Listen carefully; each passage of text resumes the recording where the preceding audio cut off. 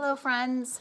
If you need the stories from the books or from our reading unit read to you, that is what I'm here for. If you do not want it read to you and you don't need it, that's fine. But if it is easier for you to listen and learn, I am in the Wind and Water unit, and I am on page 6 to start with. Page 6 to start with. We are going to focus this week on earth changes that happen slowly with wind and water. Okay? Remember to annotate as we go along. If you don't remember what annotate is, that is highlighting the most important details from the story. Okay? Page 6, tornado. It's the fastest, most unpredictable wind on the planet. It spins around, forming a funnel shape, and destroys everything in its path. It tears apart buildings, uproots trees, and tosses cars as if they were toys. Although a tornado may not last very long, its damage can take years to repair. Tornadoes can damage or destroy homes, cars, and land. Tornadoes usually come from thunderclouds. Warm air on the ground rises to meet cooler air moving down towards the earth. When the air masses meet, a large thundercloud forms. As warm and cool air swirls in the thundercloud, it forms the funnel. If the funnel is strong, it drops from the cloud and becomes a tornado. The area where tornadoes occur most often is known as Tornado Alley. Right there. Up here, this says the diagram shows how a tornado is formed. Page 8. Tornadoes can do serious damage to Earth and our environment. Some tornadoes are powerful enough to level forests and foothills. That means many animals end up losing their habitats. Fish are forced to go deeper in lakes and streams. After a tornado, the dirt and debris that remain in the air cause pollution. Paragraph 5. What if there's a tornado warning? Read what Adam Reynolds and his family did. We were eating dinner and heard the sirens. The sky became dark and it started hailing. We rushed to the basement with our transistor radio. If you don't have a basement, go inside a closet. Listen to the radio for information and stay safe. During a tornado warning, people gather in hallways, basements, and shelters.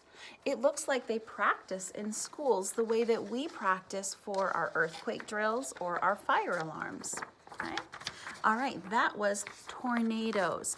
Tornadoes are wind that happens so fast and changes the way the earth is shaped and the way that it looks. Okay? The next story I'm going to read is on page 10. Water's awesome wonder. So we just learned about wind. We're going to learn about water now. Did you know that water can be an artist? It can when it flows downhill and carves rock into amazing shapes. When water moves over rock, it slowly wears away the rock. We call that erosion. In my opinion, erosion can create something beautiful. The Grand Canyon is a great example of this. Arizona's Grand Canyon National Park in 1919.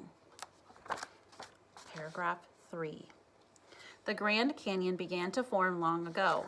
The Colorado River flowed across the desert floor, carving through the rock in its path. Wind, sand, and mudslides cut away even more rock. Slowly, the gash became deeper and deeper. Today, this beautiful canyon is more than a mile deep in some places. It can even be seen from space. The Colorado River has been carving the Grand Canyon for over 5 million years. Page 12. People can visit the Grand Canyon for many reasons. It is one of the most beautiful places on Earth, with its unusually shaped rocks and colorful canyon walls. Mule rides, hiking, and rafting down the Colorado River are 3 exciting ways for visitors to see the fantastic shapes and colors of the canyon. People can take day trips into the canyon or camp overnight along the trail. Page 13. So you see why I think erosion and weathering created something beautiful in Arizona's desert. The Grand Canyon is so much more than just a deep hole in the ground. It is a sculpture that has been carved over 5 million years by the mighty forces of nature, and it is still being shaped today. Nearly 5 million people view the awesome sight of the Grand Canyon every year. Wow. So that was water erosion. Remember, erosion told us on page 10, it says that erosion is when water slowly wears away the rock. Okay, there are other ways that it happens, but this one is that water erosion. So we've learned about 2 different ways that wind and water change the earth very slowly.